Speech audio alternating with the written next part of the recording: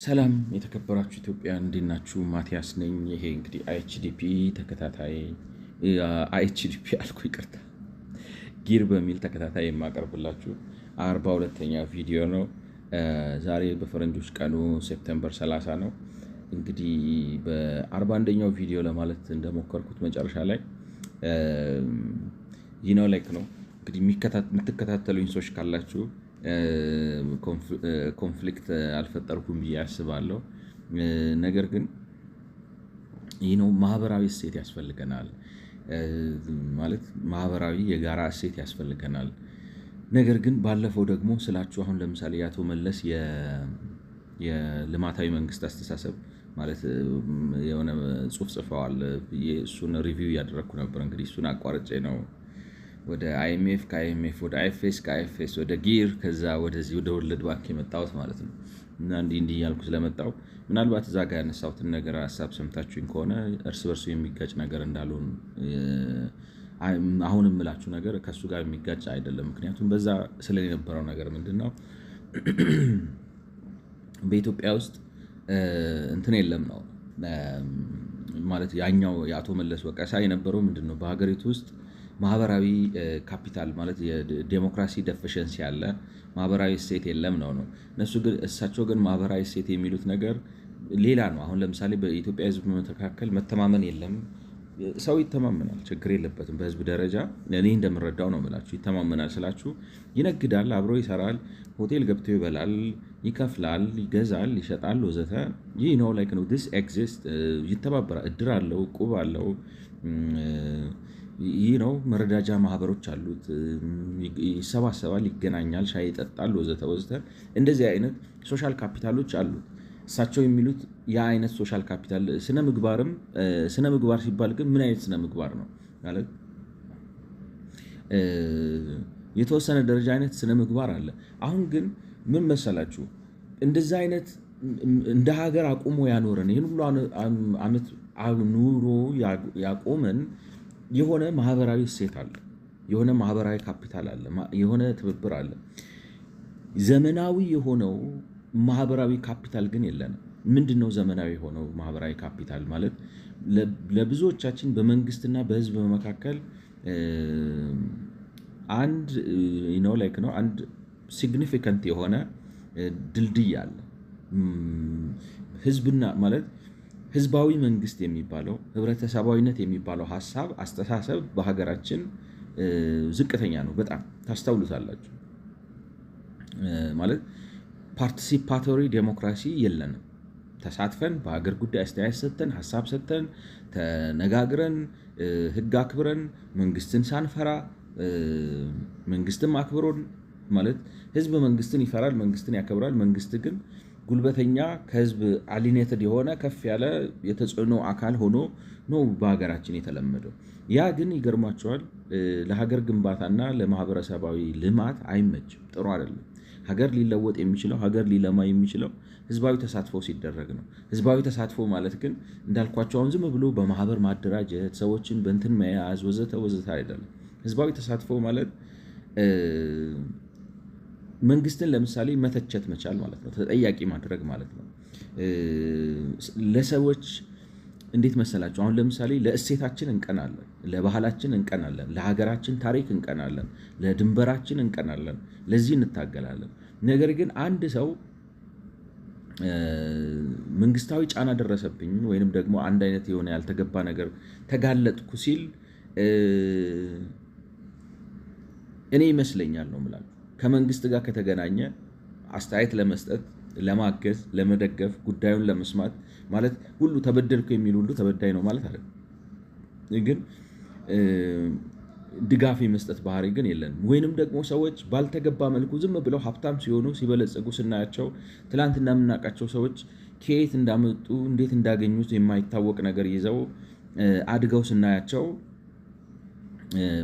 እንትን አንልም ላይክ ነው ጥያቄ ብንፈጥርም ማንሾካሾክ ነው እንጂ አጀንዳ እናደርገው እና በሀገራችን እኔ እሴት መፍጠር አለብን እንደ ማህበረሰብ ነው የምላችሁ። ማለት ማንም መንግስት ሆነ መጣ ማንም ሄደ እዚህም ሀገር ኖርን ከዚህም ሀገር ውጭ ኖርን ለሀገራችን ለህዝባችን ፍቅር ካለን አንደኛ ኢንፎርምድ መሆን አለብን ማለት በተለይ ደግሞ ኢንፎርምድ መሆን አለብን።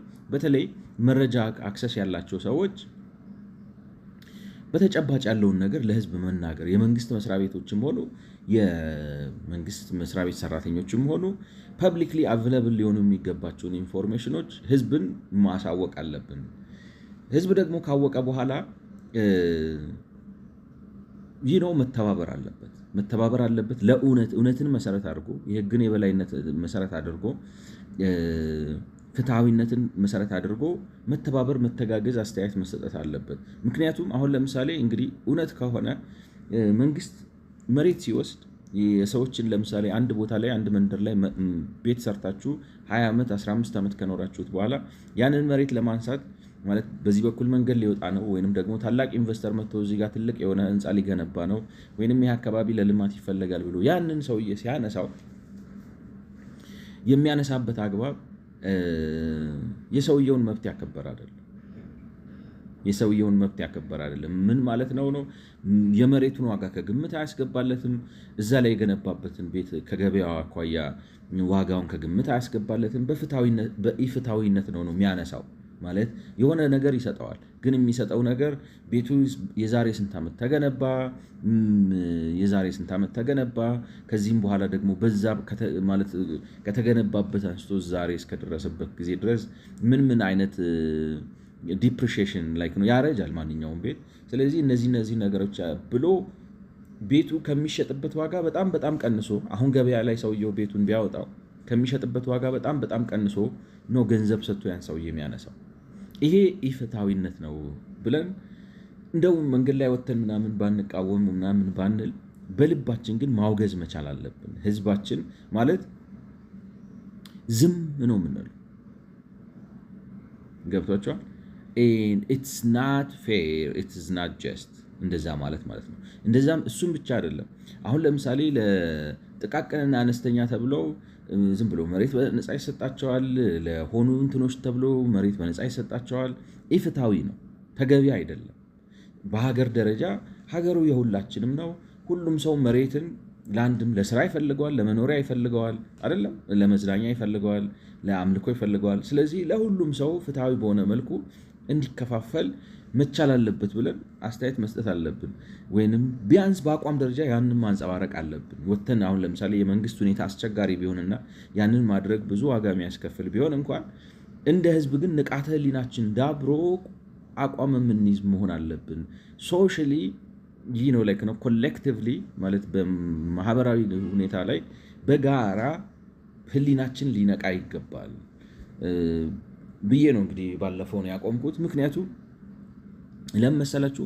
መንግስት አይሳሳትም ማለት አይደለም። መንግስት ማለት ነው የሰው መንግስት ሰዎች ናቸው። ፖሊሲ እኩይ ዓላማ ይዘው መጥተው ሊያደርጉት ይችላሉ። ወይንም ደግሞ መልካም አደርጋለሁ ብለው ራሱ አሁን ለምሳሌ መንግስት ራሱ ኢትዮጵያን አርባን ሪቪው በሚባለው ወይንም ኢትዮጵያን አርባን ሪቪው በሚባለው ፕሮግራሙ ላይ ራሱ እንደተናዘዘው እኔ ስነሳ ሀሳቤ ነው ሶሻል ዌልፌር ወይንም ደግሞ በአንጻራዊነት ድሆችን የሚያግዝና ድሆችን ያማከለ የመሬት ፖሊሲ ያወጣለሁ ብዬ ነው የጀመርኩት። ስነሳ መነሻዬ ዓላማ ይሄ ነው። ነገር ግን በማስፈጸም ሂደት ውስጥ ሄጄ ሳየውና ነገሩ መሬት ላይ ወርዶ ሳየው አሁን በከተማ ውስጥ የምናየውን ዘርፈ ብዙ ችግር ፈጥሮ ነው ያገኘሁት ብሎ ነው ራሱን በራሱ የገመገመው ማለት ነው። መቼ? የዛሬ 10 ዓመት። የዛሬ 10 ዓመት ማለት እንግዲህ 2008 በአበሻ 2008 አካባቢ ማለት ነው። ስለዚህ መንግስት ይሳሳታል እንትና አይደለም። እና ሲሳሳት ምን መሰላችሁ? የመንግስትን ኃይል መንግስት የህዝብ ወገንተኛ ነው እንጂ የህዝብ አስፈራሪ አይደለም። ኢትዮጵያ ውስጥ የደርግ አይነት ፖለቲካ ተመልሶ አይመጣም። ይሄ ገብቷችኋል አይደለም? ወታደር ነኝ እና ከዛ በኋላ መለዮ ለውጬ ፖለቲከኛ ሆናለሁ በወታደርነቴ ጉልበት የፖለቲካ ስልጣን ይዤ ወይንም ወታደርነቴን የፖለቲካ ማስፈራሪያ አድርጌ የሆነ ስልጣን አስቀጥላለሁ የሚል ፖለቲካ ኢትዮጵያ ውስጥ ለዘላለም አይሰራም። ከዚህ በኋላ በቃ የተበላ ቆብ ነው። መከላከያ የኢትዮጵያ መከላከያ የሀገር ድንበር መከላከልና በመንግስት ላይ እንትን ጠመንጃ የሚያነሱ ሰዎችን በህግ ላይ ነው በመንግስት ላይ ጠመንጃ የሚያነሱ ሰዎችን አደብ ለማስገዛት ነው እንጂ ሲቪል ውስጥ ገብቶ ማብካት አይችልም፣ መብቱ አይደለም። እንደዚህ አይነት ንቃተ ህሊና ያስፈልገን። አትችልም። ምንድነው የሚባለው? ስለ አሰብ ጉዳይ አለማለት በአንዳነት ነው ብለ መግለጫ የማውጣት መብትም ስልጣንም የለህም። ህገወጥ ነው። መከላከያ ራሱ በህግ ይገዛል። እንደዚህ ማለት አትችልም፣ ያስጠይቃል። እንደዚህ ያለው ሰው በህግ ያስጠይቃል። መከላከያ የኢትዮጵያ ህዝብ ወይንም የአንድ ሰው የፖለቲካ አቋም መብቴ ነው። መንግስት ወደብ ለማግኘት የሚሄድበትን መንገድ የተሳሳተ ነው፣ ማቆም አለበት። ኢትዮጵያ ወደብ ሊያስፈልጋት ይችላል። ነገር ግን መንግስት የሚሄድበት መንገድ ልክ አይደለም። አሰብ የኢትዮጵያ ወደብ ሊሆን አይችልም። እምነቴ ሌላ ነው።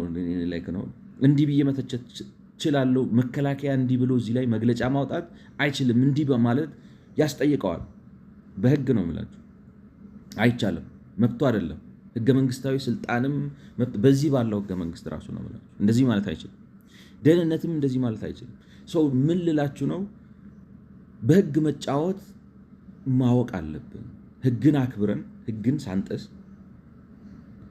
ሰዎች ግን የመንግስትን ስልጣን፣ የመንግስትን አሰራር፣ የመንግስትን አካሄድ ህዝቡ እንደማያውቅ አውቀው ያንን ማስፈራሪያ ያድርገው የተበላሸ አሰራርን ለመሸፈን አሁን ለምሳሌ ለጥቃቅንና ለአነስተኛ የሚሰጡ ቦታዎችን ለምን ተወቀሱ? እነሱ ሲወቀሱ መከላከያ እንደዚህ አይነት መግለጫ አወጣ ብለው ሰው ለማሸማቀቅ ነው። አሁን በእነሱ ቤት እንደዚህ አይነት ማሸማቀቅ አይቻልም ነው።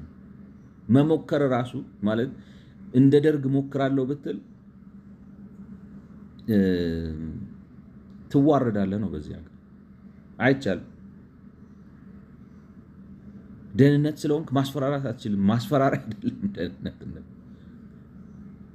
የደህንነት ዓላማ የህዝብን ደህንነት መጠበቅ ነው።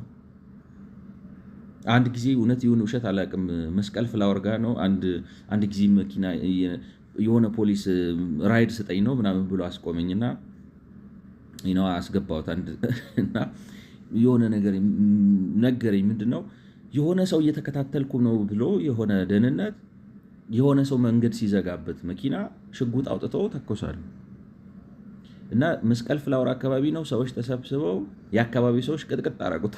ደህንነቱን ነው እና እንደዚህ አይነት ነገር አይቻልም ነው። ደህንነት ነኝ ብለህ ለህዝብ ነው ደህንነት እንጂ አንድ ምንም የማያውቅ ግለሰብ አጋጣሚ እየሄደ ነው፣ ትራፊክ ነው ያንን የሚቀጣው። አላግባብ ገብቶ መንገድ ከዘጋብህ የትራፊክ እንትን የሚባል አለ። እሱ ነው መጥቶ አላግባብ መንገድ ዘግተሃል፣ ፍሬቻ አላበራህም፣ በዚህ በኩል መታጠፍ አይቻልም ምናምን ብሎ እንጂ ምን ያውቃል አንተ ደህንነት ነው። እንደ ማንኛውም ሰው መኪና እየነዳ እየሄድክ ነው። እንደ ሌላ ግለሰብ አድርጎ ነው የሚያየው። ህዝብ ደህንነትን ሊፈራ አይደለም የሚገባው። ደህንነት የቆመው የህዝቡን ደህንነት ሊያስጠብቅ ነው። መከላከያ የቆመው ሀገርን ሊከላከል ነው። ፖሊስ የቆመው በሀገር ውስጥ ህግን ሊያስከብር ነው። ግን ምን አይነት ትሬንድ አለ መሰላችሁ? አሁን ሰዎች ሲሸነፉ እነዚህ ምን እንበላቸው ውጥንቅጣ እርባና ቢስ የሆኑ ሰዎች ሲሸነፉ እንደዚህ አይነት ነገር ውስጥ ሊገቡ ይፈልጋሉ። ህዝብ ግን ንቃቱ ከጨመረ፣ አንደርስታንዲንጉ ከጨመረ መንገድ ላይ መውጣት የለበትም ነው የምላችሁ። በቃ እኮ እውነተኞች እንሁን፣ ህግ እንወቅ። ህግ እንወቅ ስላችሁ የህግ ኤክስፐርት እንሁን አይደለም። እውነተኞች እንሁን፣ አቋም እንያዝ። ሰው ሲበደል አይተን ካየን አይ ይሄ ነገር ፍትሃዊ አይደለም፣ ለምንድን ነው አንተ ገንባ ግን ስታነሳው የሚገባውን ዋጋ ስጠው። እንዲህ ካላረኩት እድገት አይመጣም እና በሱ ሬሳ ላይ ነው ወይ እድገት የምታመጣው? በሱ ክስረት ላይ ነው ወይ እድገት የምታመጣው? ቦታው የሚገባውን ዋጋ አልሰረቀ ይታያች፣ አልዋሸ። ሙሉ መንደር ጠርገ ስታነሳ ሰዎች የሚገባቸውን ዋጋ መስጠት አለብን። ይሄን አለማድረጉ ልንወቅስ ይገባናል።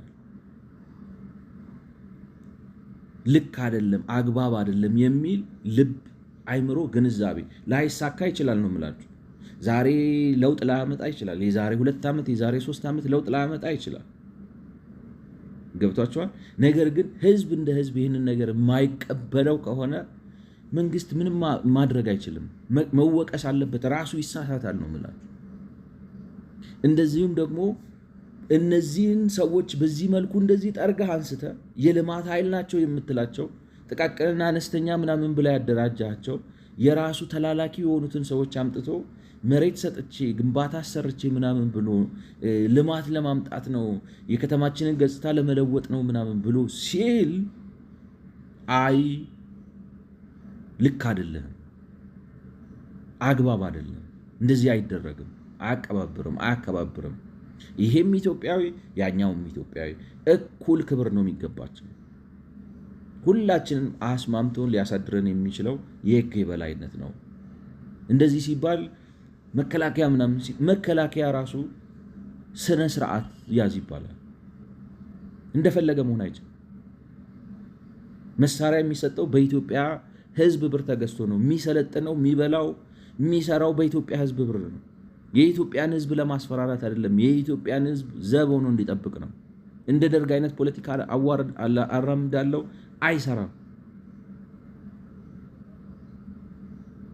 ደህንነት ጓደኛ ላይ ማቃቸዋሉ በዚህ በኩል አይቻልም። ደህንነቱም ደሞዝ የሚከፈለው የሚነዳው መኪና የተሰጠው ስልጣን የተሰጠው ኃላፊነት የሚሰራው በኢትዮጵያኖች ብር ታክስ ነው። ዲሲፕሊንድ መሆን አለበት። እከታተላለሁ፣ አያለሁ፣ ስልክ ጠልፋል።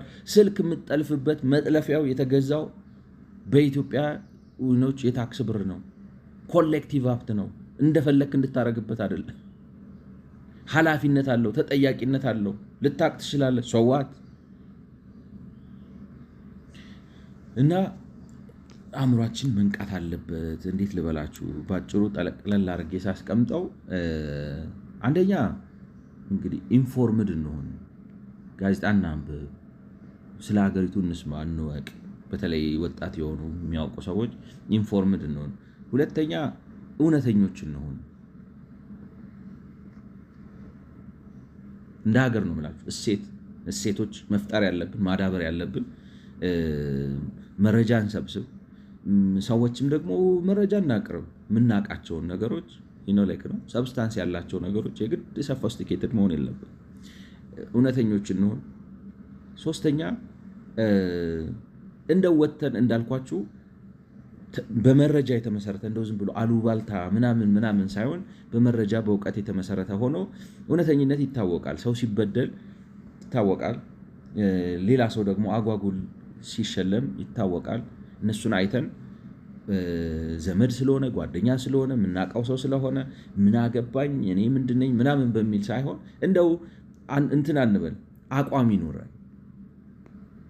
አቋማችን እውነተኝነትን የሚያንጸባርቅ ይሁን። እንዳልኳችሁ መበጥበጥ አያስፈልግም። ምን ማለት አያስፈልግም። አይ ብሎ ኦፒኒየን መያዝ ነው።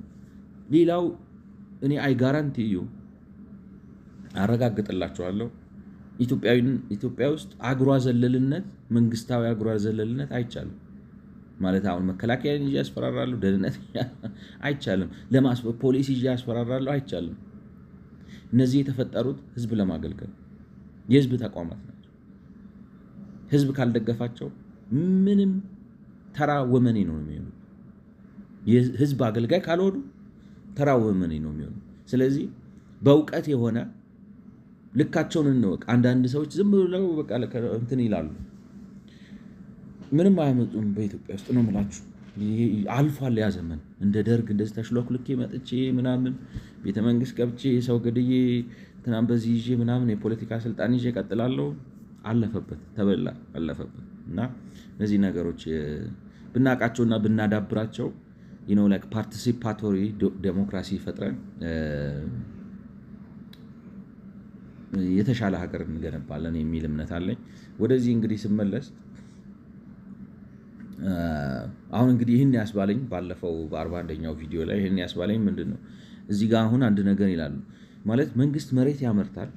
መሬት ከሚያመርተው መሬት 10%ን ብቻ ነው ዋጋውን መልሶ መሬት ያመርታል። እንግዲህ ደጋግመን ብለነዋል። መሬት ማምረት የሚያስፈልጉትን መሰረተ ልማቶች አሟልቶ ቦታውን አሳድጎ ማለት ለቤት መስሪያ በተመቻቸ ሁኔታ ላይ አድርሶ ለህዝብ መሸጥ ማለት እና እንደዛ አድርጎ መሬት የሚሸጠው 10% ብቻ ነው 10% ብቻ ነው። ከዛ like ነው GTP realized open market prices for leased land at disposal and substantive majority ማለት በጂቲፒ 1 ውስጥ ለምሳሌ ጂቲፒ 1 በሚባለው እቅድ ውስጥ 10%ን ብቻ ነው በዚህ ዋጋውን አስመልሶ የሸጠው ማለት ነው። የቀረውን ማጆሪቲውን አት ዲስፖዛል ሬት ነው የሰጠው ነው። ዲስፖዛል ሬት ማለት ዋጋውን ራሱ ለመመለስ በማያስችል መልኩ ነው። ለማን ነው የሚሰጠው ስትሉት በዛ መልኩ እንደዛ አድርጎ የሰጣቸው መሬቶች ለማን ነው? ለኮንዶሚኒየም ግንባታና እንደዚህ አነስተኛና ጥቃቅን ለሚባሉ የግንባታ ድርጅቶች ነው። እነዚህ አነስተኛና ጥቃቅን የሚባሉ የግንባታ ድርጅቶች ማን ናቸው ብትሉ በስማቸው የግል ድርጅቶች ናቸው። የግል ድርጅቶች ግን ሆነው ከአንዱ ዜጋ ገብቷቸዋል መሬቱ ላይ የሰራኸው ቤት ለአንተ አይገባም ምናምን ተብሎ ማለት በግዳጅ ተፈናቅሎ ተወስዶ ሌላ ኮንዶሚኒየም ላይ ተጥሎ የእሱ የተወደደው በጣም ዋጋ ያለው መሬቱ ተወስዶ እዚህ ጋር አንድን ሰው እንደዚህ ዝቅ አድርጎ እነዚህ ኤምኤስኢ ለሚባሉት ደግሞ ይሄንኑ መሬት በምን በጣም በርካሽ አት ዲስፖዛል ሬት ማለት በቃ ሸጥኩት አይደለም ጣልኩት ነው ይላሉ አይደል? የኛ ሀገር ሰዎች ይባል አይደለም ሲባል የሰማው መሰለኝ። ጥየው መጣው ነው የሚባለው፣ ሸጬው ሳይሆን በጣም በወረደ ዋጋ ስትሸጡት ማለት ነው። በቃ በሚጣልበት ዋጋ ለነዚህ ሰዎች ይሰጧቸውና ለምሳሌ እንበል አሁን ከቄራ እስከ ሜክሲኮ ያለውን በዚህና በዛ የተጠረገውን ሰዎች አይዶን ነው በአብዛኛው ሰዎቹ እንግዲህ ሊከፈላቸው የሚገባ ዋጋ ሳይከፈል ተነስተው ከዛ በኋላ ለአልሚ ተብሎ የሚሰጣቸው ሰዎች በሙሉ ኮንዶሚኒየምን ጨምሮ ሌሎች አልሚ ተብሎ የሚሰጣቸው ሰዎች የመሬቱ የሚሰጣቸው ዋጋ በገበያው ዋጋ አሁን ለምሳሌ አንድ ሰው ሊያምለማ ቢፈልግ ነው ቄራ ወይ ካሳንቺስ ወይሬቨር ካሳንቺስ እንምጣና እዛ አካባቢ ያለው አንድ ሰው አንድ ትልቅ ህንፃ ሊሰራ ነው እንበል።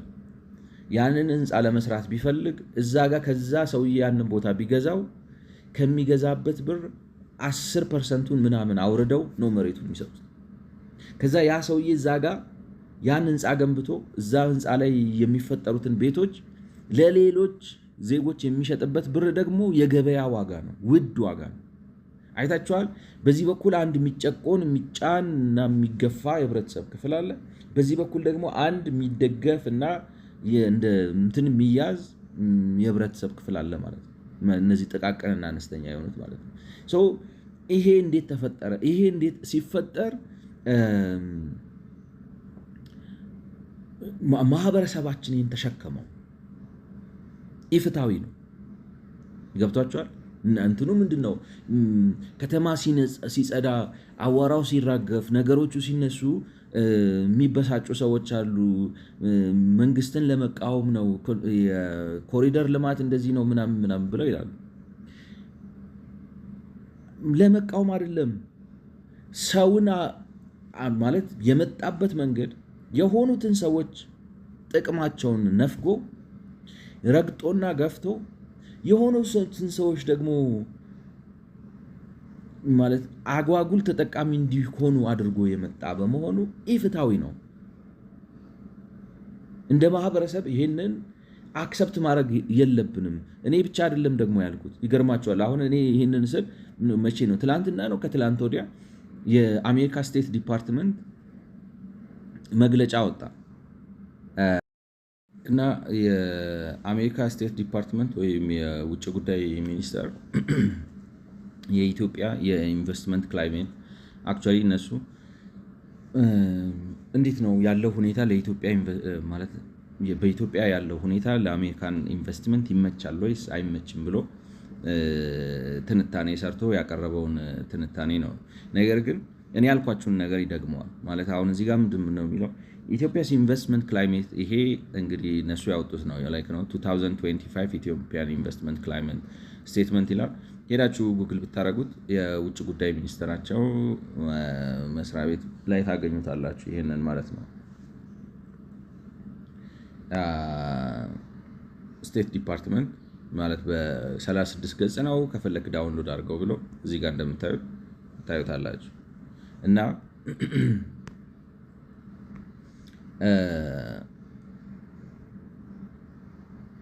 ምን ይላሉ ሲሉ እንግዲህ ይሄ ሪፖርት ይሄ ማነብላችሁ ከዛ ከውጭ ጉዳይ ሚኒስተሩ ዌብሳይት ላይ አሁን ካየነው ከሱ ላይ ያመጣሁት ሪፖርት ነው። ኢትዮጵያስ ኢንቨስትመንት ክላይሜት ኢዝ ቻሌንጂንግ ፎር ዘ ዩናይትድ ስቴትስ ኤንድ አዘር ፎሬን ቢዝነስስ።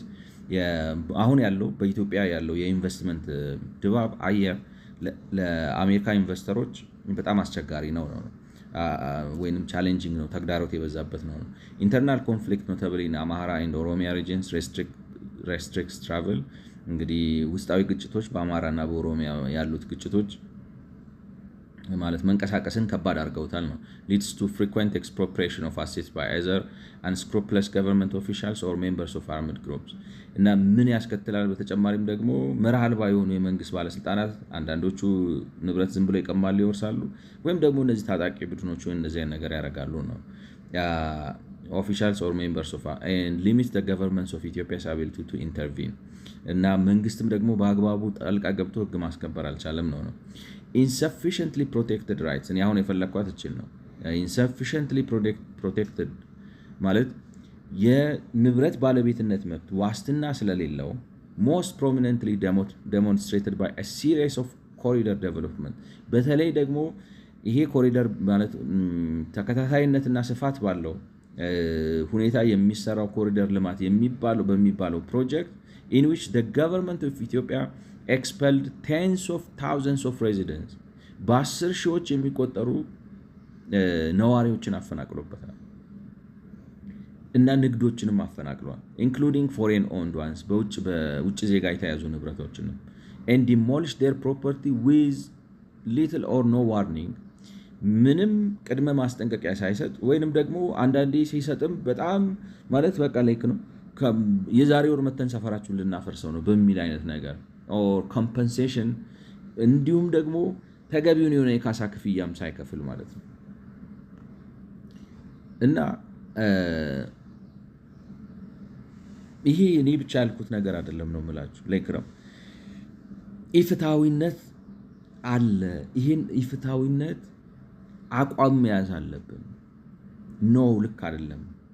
ልማት እንፈልጋለን፣ ለውጥ እንፈልጋለን። ነገር ግን ለልማት የሚነሳውም ሰው የሚገባው ክፍያ ተከፍሎት መነሳት አለበት። መነሳቱን መከራከር ተገቢ ነው ብዬ ባላስብም ነው የምላችሁ። እንደገና ደግሞ እሱ በተነሳበት ቦታ ላይ ለልማት የሚወስዱት ሰዎች ቦታውን በህጋዊ መንገድ መውሰድ አለባቸው። ያን ካላደረጉ ይሄን የሆነ የመንግስት ኮኔክሽን ምናምን ብለን ተጠቅመን ወስደናል ካሉ ሪሊ ንብረታቸው ዋስትና እንደማይኖረው ማወቅ ያለባቸው ይመስለኛል። እና እንግዲህ ምን ይላል ፊገር 2 ብሎ ቤንችማርክ ፕራይስስ ፎር ሬዚደንሻል ላንድ ኢን አዲስ አበባ በቀይ የተቀለመው ይላል ሌስ ዳን ኮስት ኦፍ ሞስት ቤዚክ ኢንፍራስትራክቸርስ ይላል።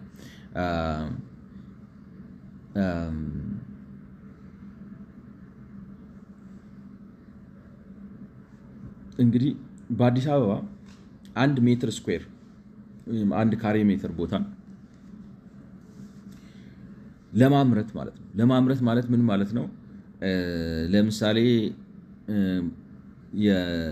ምንድነው ኮረኮንች መንገድ አስገብታችሁ ምናምን ለማምረት ማለት ነው። መንገድ ቢያንስ የኮረኮንች መንገድ አስገብታችሁ ለማምረት 1 ካሬ ሜትር መሬትን በ1003 ብር ማድረግ ይቻላል አሁን ባለው ዋጋ። አስፓልት ላርገው ካላችሁ ደግሞ በ1079 ብር ይቻላል። የሚገርም ነው። ልዩነቱ በጣም ትንሽ ነው። ምክንያቱም እንግዲህ አስፓልት ማለት እንትኑ መንገዱ ሲሰራ ምናልባት እንግዲህ ሌየር ያደረጉበታል አይደለ? እውቀቱ ባይኖረኝም ያው ዝም ብለን ሲሰሩ ከምናያቸው ሌየር ያደረጉበታል አይደለ? እንግዲህ አስፓልቱ መጨረሻ ላይ ስለሆነ የሚፈሰው የመጨረሻው ሌየር ነች ማለት በአስፋልት እና በኮረኮንች መንገድ መካከል ያለው ልዩነት አስፋልት መፍሰሱና ለመፍሰሱ ነው እንጂ ፈንዳሜንታሊ ደሴም ናቸው። እዛ ላይ ነው አድርሳችሁ ነው የምታቆሙት ነው የሚመስለው ነው። እና አስፋልት ለማስገባት 1079 ብር ነው የሚፈጀው ነው። እና ሚኒመም ቤንችማርክ ፕራይስ ግን መንግስት ግን በአብዛኛው መሬት የሚያቀርብበት ዋጋ ግን 894 ብር ነው አሉ። እንዴት ልበላችሁ? how do you explain that ነው ብላችሁ ማለት አሁን በ894 ብር እና በ1000 ብር መካከል ያለው ልዩነት ሲግኒፊካንት አይደለም። በመላክ ነው ሲግኒፊካንት አይደለም ብላችሁ ለማልማት አይደለም 107 ብር 108 ብር አስፋልት ራሱ ብታረጉ ሚኒመም በዚህና በዚህ መካከል ያለው ልዩነት ስንት ነው? 1079 በመቀነስ ነው እኮ አይደለም 1079 894 ኦልራይት 9 ላይክ ነው 5 ነው ከ17 9 ስንት ነው? ከ17 9 8 ነው 8 ነው ይሄ 9 ነው 1 ነው።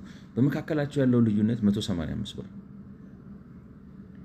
ማለት በዚህ ቤንችማርክ በሚባለውና ይቅርታ በዚህ ቤንችማርክ በሚባለውና ፕላስ ኮስት በላይክ ነው በአስፓልት አስገብተን በምንለው መካከል ያለው ልዩነት 195 ብር ማክሲመም 200 ብር በለው ወይም ኤግዛክትሊ ከሰራችሁት 195 ብር። መንግስት ግን በዚህ ዋጋ ነው የሚሸጠው ነው። ለማን ነው እንደዚህ የሚያደርገው? ለአብዛኛው ማለት ለኮንዶሚኒየም ሲወስድ በነፃ ነው ላይክ ነው በቃ ዝም ብሎ አንስቶ ነው የሚወስደው ላይክ ነው ሳይከፍል ነው የሚወስደው እና ይሄንን የሚሰጥበት ዋጋ እዚህ ጋር ደግሞ ሌላውን ላሳያችሁ። ቆይ እዚህ ጋር አሁን ዝቅተኛ ሲያጫርት በሜትር ስኩዌር መነሻው እንግዲህ የሚመስለው 1211 ብር ነው ዝቅተኛ የሚያጫርትበት ዋጋ።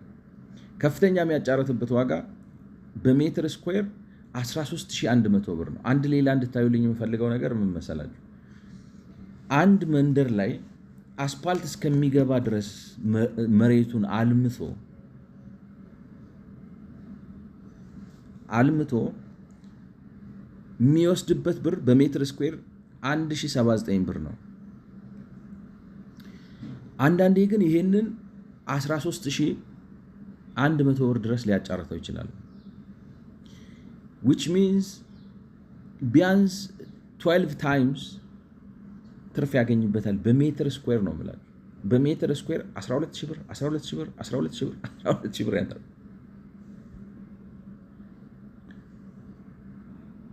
አሁን ይሄ ግራፍ እኔ እንግዲህ ትንሽ ማለት ነው ወደ ውስጥ ምንድነው የሚባለው አንድ ሁለት ነጥቦች እናንሳ እዚህ ግራፍ ላይ። አንደኛ መሬት ለማልማት ያለው ኮስት በጣም ዝቅተኛ ነው። እኔ እንደማየው ነው ማለት በሜትር ስኩዌር 1079 ብር የሚያስፈልገው ከሆነ በሜትር ስኩዌር ይሄንን ማለት ምን ማለት ነው? መሬቱን አዘጋጅቶ ጨርሶ ጨረታ ቢያወጣው 1079 ብር ነው። 50% ያትርፍ ብለን ለመንግስት እንያዘለን። 50% ያትርፍ ገብቷችኋል? 50% ያትርፍ ብለን እንያዘለን። እንደው 100% እና 2000 ብር እንበለው በሜትር ስኩዌር 2000 ብር እንያዝለትና ስለዚህ ይሄን አሁን ለአንድ ሰው 200 ካሬ ሜትር ለመስጠት 4 ስንት ነው? 3 5 400 ሺህ ብር ይመጣል ማለት ነው። መንገድ እንትን አስፓልት አስገብቶ ድሬኔጅ ዘርግቶ ምናምን ብሎ መሬቱን በ400 ሺህ ብር ሬዲ አድርጎ መጨረስ ይችላል ማለት ነው። በዚህ ዋጋ ቢቸበቸው ይቸግራል ማለት ስንት ሰው ሳቲስፋይ ያደርግ ነበር? ጽዳትና ጥራት ያለው ማለት ነው።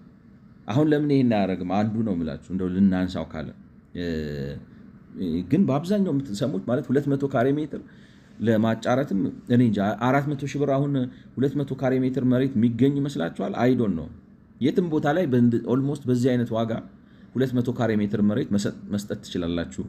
መንግስት በዚህ ሂደት ውስጥ ወደ 150 ምናምን ሺህ ብር በመሬት በ200 ካሬ ሜትር አትርፎ ማለት ነው አልምቶ ሰጥቷችሁ ከዛ ሲሰጣችሁ ትርፍ 100 ሺህ ብር ምናምን ትርፍ ወስዶ ይሄን ማድረግ ይችላል። ግን ይሄን እያደረገ አይደለም። የሚያደርገው ምንድነው? ለምሳሌ ስንት ነው የሚያስከፍላችሁ? 200 ሺህ ከሆነ 13100 ስታረጉት አይደለም 13100 ስታረጉት ሲባዛ 200 ይህ ነው ላይክ ነው 131 262 ይሆናል። 50 ስታረጉበት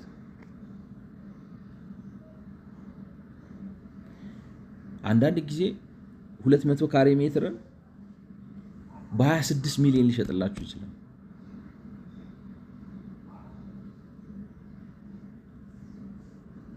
የስንት ብር መሬት ዋጋ ማለት ነው። ትክክለኛ አስፓልት አስገብቶ ምናምን ሲሸጥላችሁ ማለት ነው 26 ሚሊዮን ብር 26 ሚሊዮን 200 ሺህ ብር ሊሰበስብ ይችላል።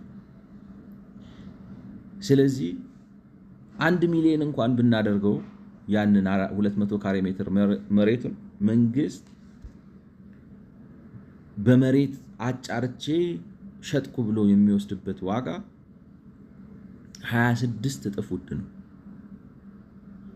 26 times expensive ነው።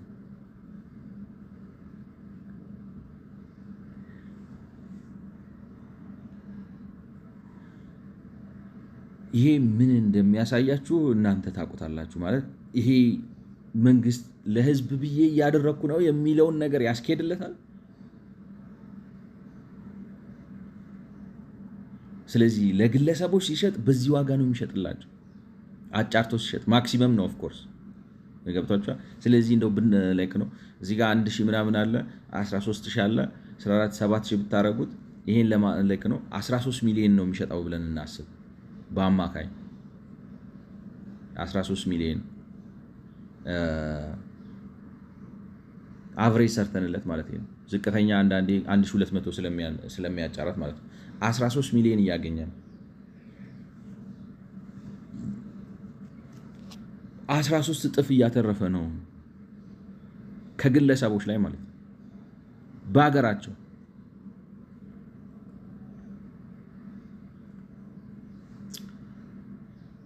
ሁለተኛ እንዲህ አድርጎ የሚዘርፋቸው ወይንም ደግሞ ማለት ይሄ ከመንግስት አይጠበቅም። መንግስት በፍትሃዊነት ለዜጎች እሰራለሁ የሚል መንግስት ከዜጎቹ ለመሬት ዋጋ ማለት በ1079 ብር አጣርቶ እንግዲህ አስቡት። እኔ እውነቴን ነው የምላችሁ፣ እኔ አላቅም። ራሳቸው ጥቂት የሆኑ ሰዎች መንደራቸው ውስጥ አስፓልት አስገብተው በራሳቸው ምናምን አስገብተው ካልሆነ አስፓልት ድረስ ገብቶለት ተጫርቶ የተሸጠ መሬት ያለ አይመስለኝም። ወይንም እነዚህ ሪል ስቴት ዴቨሎፐሮቹ ትልልቆቹ ምናምን ለራሳቸው የውስጥ አስፓልት ካላደረጉ በስተቀር እኔ በዚህ መልኩ የሚሸጥ ያለ አይመስለኝም።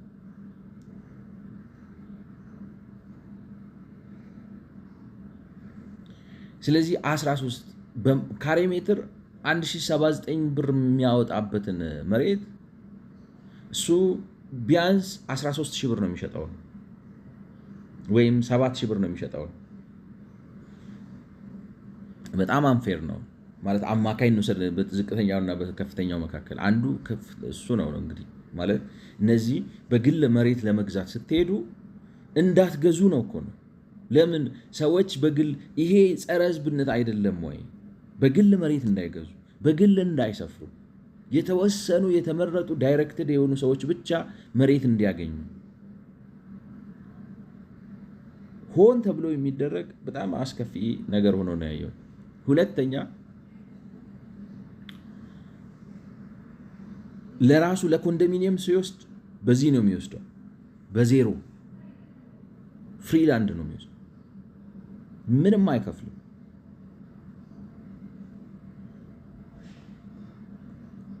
እና እኔ ስጠረጥር ነው የምላችሁ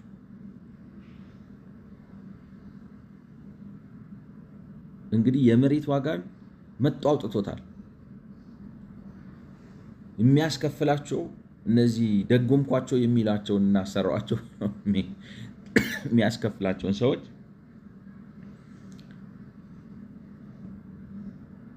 ስንት ነው አይዱን አሁን አንድ ኮንዶሚኒየም የሚያወጣውን ነው የምላችሁ አላውቅም። መሬት ለራሱ በዜሮ የሚወስድ ከሆነ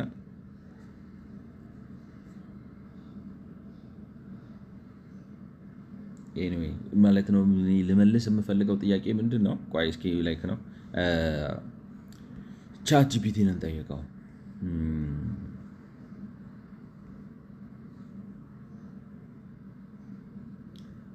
in Ethiopia, like when a land is auctioned,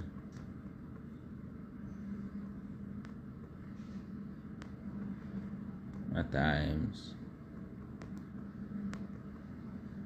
it can brought something brought 13,100 per meter square.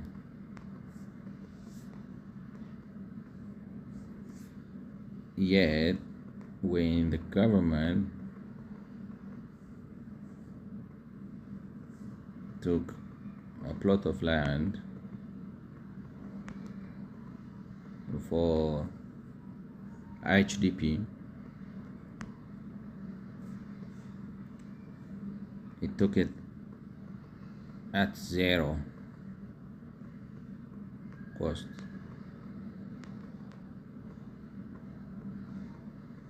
My question is, since it is reliving itself of one of the most hefty costs in housing and even condominium, all right? Studios sold in million.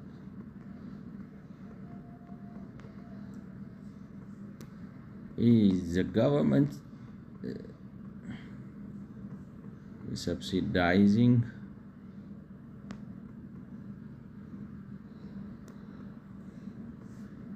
it, or is it generating income?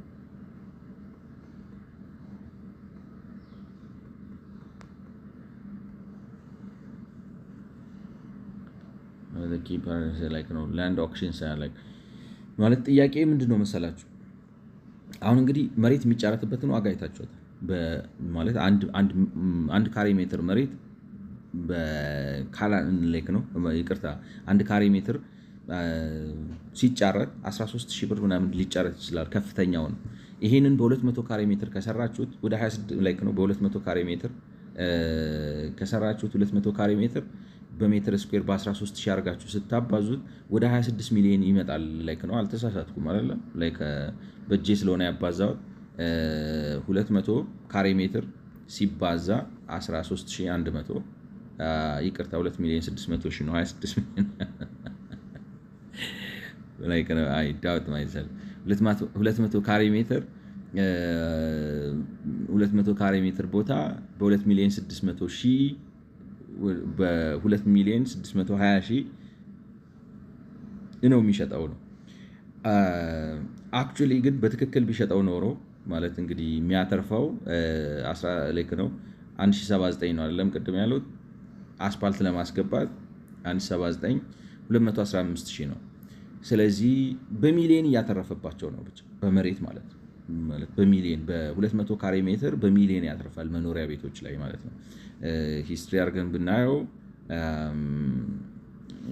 ሶሪ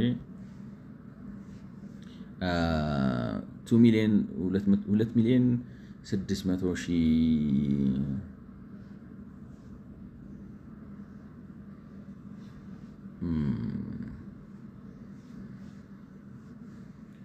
215,000 ነው ይሄኛው 215,000 ያኛውን 13,100 ስናረገው 13,100 2,620,000 ማይነስ 215,000 ስለዚህ ወደ 2.4 ሚሊዮን ያተርፍባቸዋል።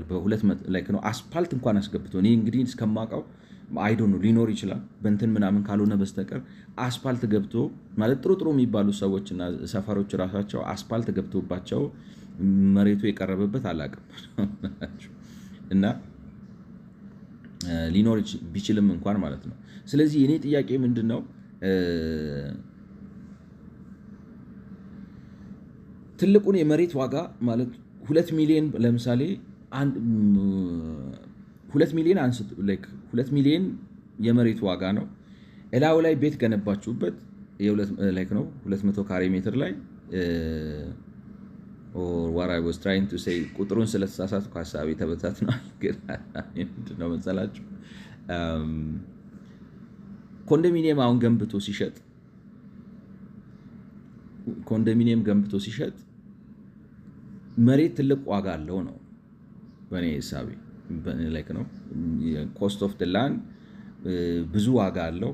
እዛ ላይ ቤቶቹን የሚሰራቸው ደራርቦ ነው የሚሰራቸው እና ቤቶቹ እኔ ካልተሳሳት ኮንዶሚኒየም ላይክ ነው ጨረታውን ለምሳሌ ተሸነፈ ተብሎ ኮስት አጀስት አድርጎ ምናምን ሲሰጣቸው ለሰዎቹ ሲሰጣቸው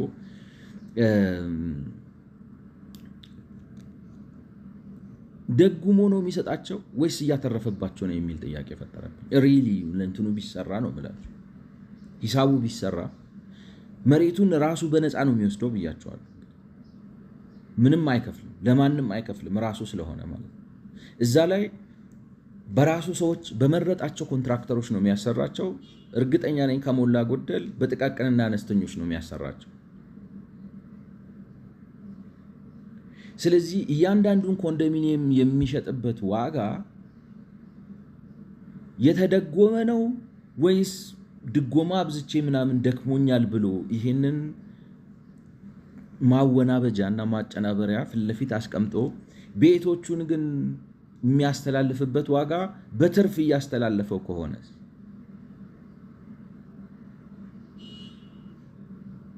ገብቷቸዋል። ቤቶቹን በትርፍ እያስተላለፋቸው ከሆነ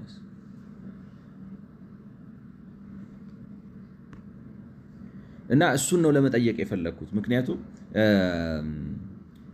like ነው in Ethiopia when a land is auctioned at times it can brought 13,100 birr per meter square, yet when the government took a plot of land for IHDP it took it at zero cost. My question, since it's relieving itself of one of the most hefty costs in housing and even condominium studios are sold in millions ማለት እኔ እስከማውቀው በሚሊዮኖች ነው የሚሸጡት like ነው what you call it እስቲ ጂሚን አይንን ጠይቀው ይሄንን እንትኑን ቻቱን ላለመቀላቀል ማለት ነው። Do you have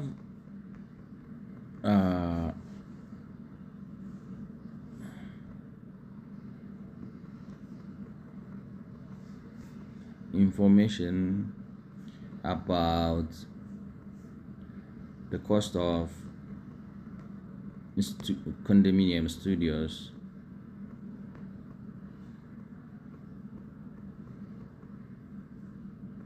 in Ethiopia when they are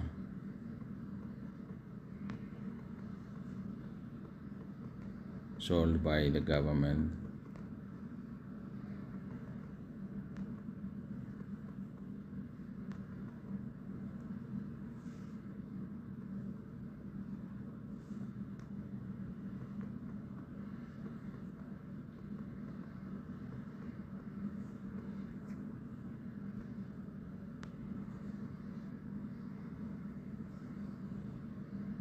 The cost of condominiums in Ethiopia, specifically through programs like 2018 and 40 schemes in Addis Ababa, can vary significantly based on the scheme of estimated price.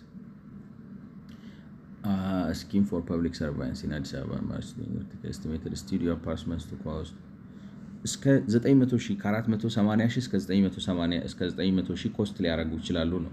ስቱዲዮ ማለት ነው earlier pricing 270 ሺህ after price revision ነው 2022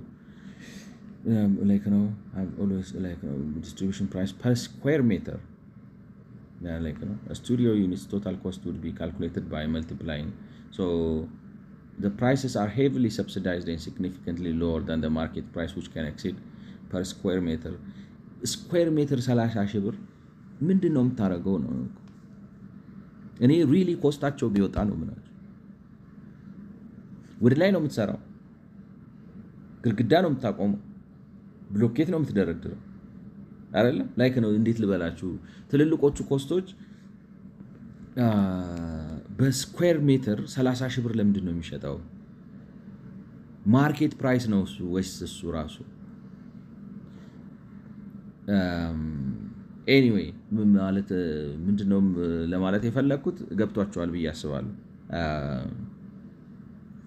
ማለት ቤቶቹ አሁን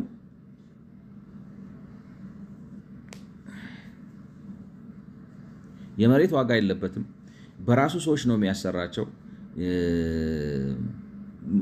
እንትኑ የሚቆፍረው ራሱ ነው ላይክ ነው ራሱ ከሰራ ካባውን የሚያወጣው ምናምን የሚለው ራሱ ነው። ኢኮኖሚክስ ኦፍ ስኬል አድቫንቴጅ አለው። እነዚህ ነገሮች አሉት ወዘተ ወዘተ አሉት። ከዚህ ከኮንዶሚኒየም ቤት ግንባታ አንድ ስቱዲዮ 900 ሺህ ብር ማክሲመም ሆኖ ነው ኦፍኮርስ የመጨረሻ ዋጋ ሆኖ ላይክ ነው ከፍ ብሎ ነው ምላል። አንድ ኮንዶሚኒየም ስቱዲዮ 900 ሺህ ብር የሚያወጣበት ከመንግስት ሲተላለፍ ነው ምላችሁ 900 ሺህ ብር የሚያወጣ ሆኖ እንግዲህ ሄቪሊ ሰብሲዳይዝድ ነው የተባለው ነው ማለት።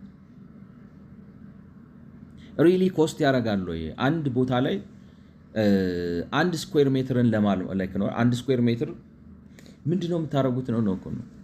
ብሎኬት አይደለም ወይ የምታቆመው? ምኑ ነው? ሌበር ኮስቱ ነው። በቀን 50 ብር በቀን 100 ብር ነው የምታሰረው። አይ ዊሽ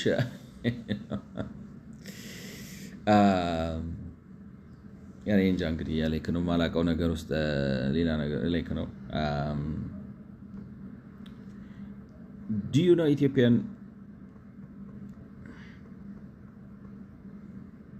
like now? Can you estimate the construction cost of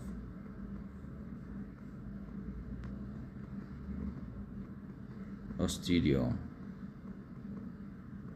in Ethiopia based on current in Ethiopia based on current price?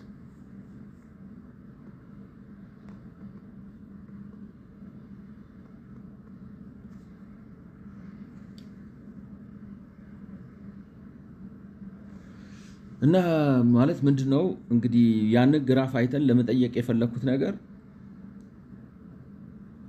ኮንዶሚኒየም መሬት በነፃ የሚወስድ ከሆነ ራሱ ግንባታዎቹን በራሱ ጥቃቅንና አነስተኛ የሚያሰራ ከሆነ የግብአት ማለት ሲሚንቶ ፋብሪካ የራሱን ነው የሚጠቀመው ላይክ ነው ምናምን ነው የሚለው። እነዚህ ነገሮች አደማምራችሁ ስታዩዋቸው ሪሊ ሰብሲዳይዝ እያደረገ ነው ወይ? ሃውሲንግ ፋይናንስ አፍሪካ ኢትዮጵያ ካንትሪ ፕሮፋይል ኦኬ assumption typical studio construction finishing game blah blah okay national average construction 8000 ብር በስኩዌር ሜትር 8000 በ35 ስንት ይመጣል ነው ቬሪ ላይክ ነው።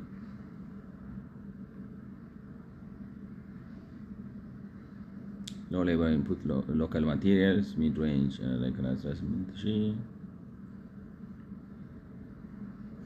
እሱ ራሱ ሰው እያስገባ እሱን እኮ ነው ብላችሁ መንግስት አሁን ላይክ ነው እቃ ከውጭ አስገብቶ ፊኒሽንግ ጨርሶ ምናምን የሚያማምሩ ነገሮች ምናምን አስገብቶ ከሆነ ማለት እንግዲህ አሁን ፊኒሽንጉን ሲሰራ ምናምን ቤዚክ ኮንስትራክሽን ቤዚክ ነው ላይክ ነው ለመኖር የሚመች አድርጎ ለማስተላለፍ ቤዚክ ኮንስትራክሽኑ በዛሬ ዋጋ እንኳን አሁን ባለበት ዋጋ 35 ሜትር ስኩዌር የሆነ ኮንዶሚኒየም በ350 ሺህ ብር ነው as of today ሎው ስፔክ ማለት ሎው ስፔክ ላይክ ነው። ሎው ስፔክ ማለት እንግዲህ ኤስቲሜት ነው በነገራችን ላይ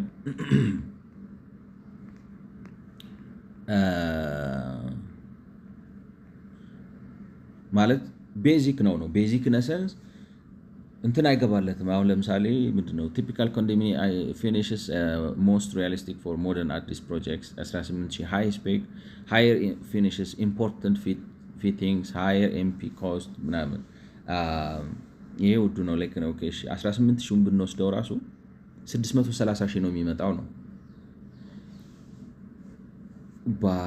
ላይክ ነው 630 ሺህ can you verify like ሰዓቱ ይበቃል ወይ can you tell me if the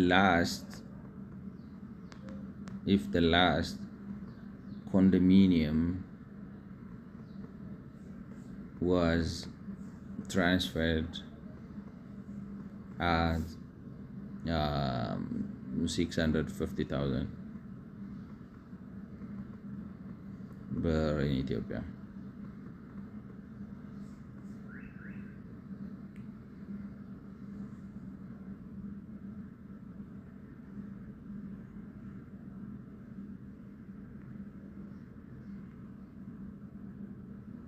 For a one-bedroom condominium could cost around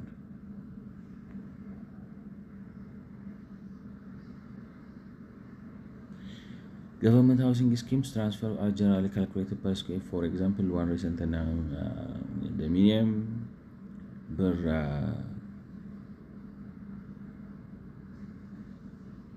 እና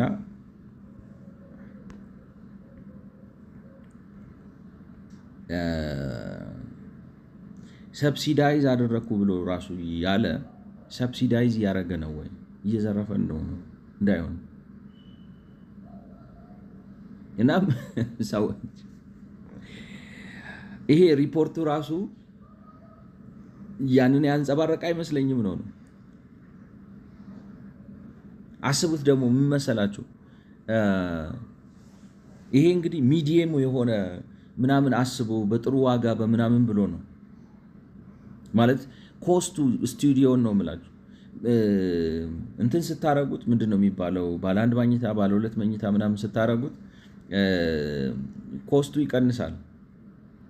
ምክንያቱም አብዛኛው የምትጠቀሙት ኦልሬዲ ለሌሎቹ የተሰራ ላይክ ነው ኢኮኖሚክስ ኦፍ ስኬል የጋራ መኖሪያ ቤት ስለሆነ መሰረቱ አንዴ ወጥቷል እንትኑ ወጥቷል። ስለዚህ በኮንዶሚኒየም እና በመካከለኛው ለዛውም እንግዲህ ሃይሊ ሰብሲዳይዝድ ነው የሚሉት ይሄንን በጣም ምክንያቱም ለዝቅተኛው ተብሎ ነው። እንደዚህ ተብሎ የተጨበረበረ ከሆነ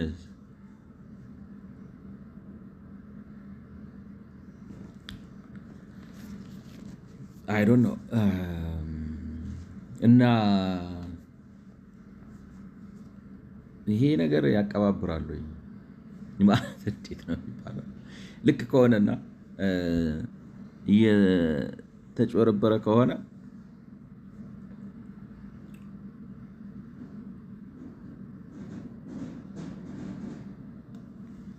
ስለዚህ እንግዲህ ከሁለቱም ስታዩት ነው የምላችሁ ዝቅተኛ ገቢ ላላቸው ሰዎች ተብሎ ሊተላለፍ የሚገባው በአብዛኛው እንግዲህ 3 መኝታ ቤት 4 መኝታ ቤት ብትሉ ምናልባት በ1 ሚሊዮን በ1.5 ሚሊዮን ነው መተላለፍ የነበረበት በዛሬ ዋጋ እንኳን ነው የምላችሁ ማለት እንግዲህ አስቡት በዛሬ ዋጋ ማለት ገብቷቸዋል ዶላር በጥፍ ጨምሮ ምናምን ብሎ የግብአት የምን ላይክ ነው ዋጋ አሁን ባለው ነው ኤስቲሜት የሚያደርግላችሁ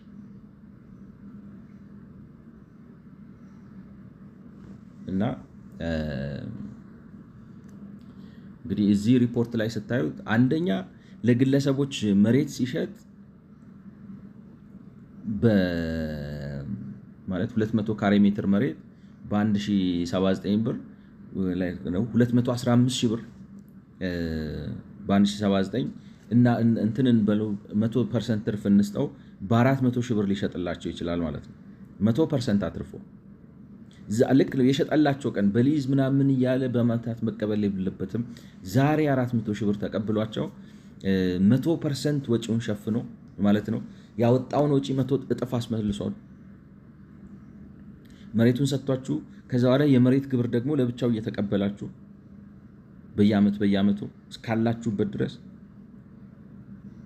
እሱንም ያከባቢው ሲወደድ ምናምን እያለ ምን ልበላችሁ ህዝብን ማገልገል እሳቤው ቢሆን ኖሮ መሬት በርካሽ ማቅረብ ይችል ነበር። አንድ ሁለት ከዚህ ግራፍ የምታዩት ማለት ነው በቃ እዚህ ጋር ልጨረሰው።